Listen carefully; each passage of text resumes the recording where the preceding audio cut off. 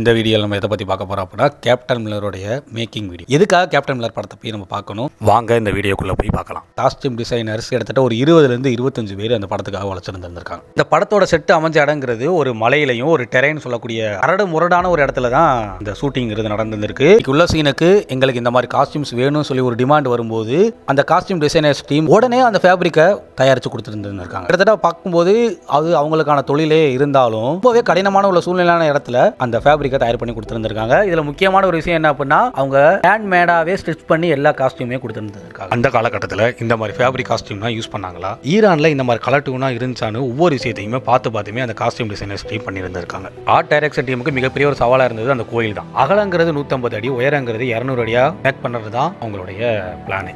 கோயிலுக்கு முன்னாடி இருக்கிற நந்திங்கிறது தஞ்சாவூர் கோயில் இருக்கிற நந்தி மாதிரியே டிசைன் பண்ணதா ஆர்ட் டைரக்ஷன் டீம் சொல்லி இருந்திருக்காங்க. கிட்டத்தட்ட அதே மாதிரி தான் அமைஞ்சிருக்கான். 5 மாசத்துல முடிய வேண்டிய அந்த வேலை 2 மாசத்துல அந்த கோயிலை கட்டி முடிச்சிருந்திருக்காங்க அந்த ஆர்ட் டைரக்ஷன் டீம். அந்த கோயிலுக்குள்ள சுத்து மட்டமும் சொல்லக்கூடிய அந்த இடத்துல வந்து தஞ்சாவூரோடைய பிரிஸ்கோ பெயிண்ட் யூஸ் பண்ணி இருந்திருக்காங்களாம். கிட்டத்தட்ட அந்த கோயில் வந்து கற்கோயில் மாதிரியே ஒரு வடிவமைக்கப்பட்டிருக்கு. கோயிலுக்கு முன்னாடி குடிமரமும் ஒரிஜினலாவே பண்ணியிருந்திருக்காங்க. கேப்டன் மில்லர் படத்துல கிட்டத்தட்ட 1500க்கும் மேற்பட்ட வெப்பன்ஸ் யூஸ் பண்ணப்பட்டிருக்கு. இதையே இந்த ஆர்ட் டைரக்ஷன் டீம் உருவாக்கியிருக்காங்க. இது அவங்களுக்கு மிகப்பெரிய சவாலா இருந்தாலும் ரொம்பவே இன்ட்ரெஸ்டா அந்த ஒர்க்கை பண்ணி இருந்திருக்காங்க. இதுக்காக மெனக்கட்டு இந்த கேப்டன் மில்லர் படத்தை பார்க்கணும் அப்படின்னா டைரக்டர் ஆகட்டும், படத்தில் நடிச்ச ஆக்ட்ரஸ் ஆகட்டும், நான் அவங்களுடைய ஃபேன் அப்படின்ற காண்டி மட்டும் நம்ம பார்க்க வேண்டிய அவசியம் கிடையவே கிடையாது. அந்த தட்ட 2000க்கும் மேற்பட்ட கலைஞர்கள் அந்த படத்துக்காக உழைச்சிருந்திருக்காங்க.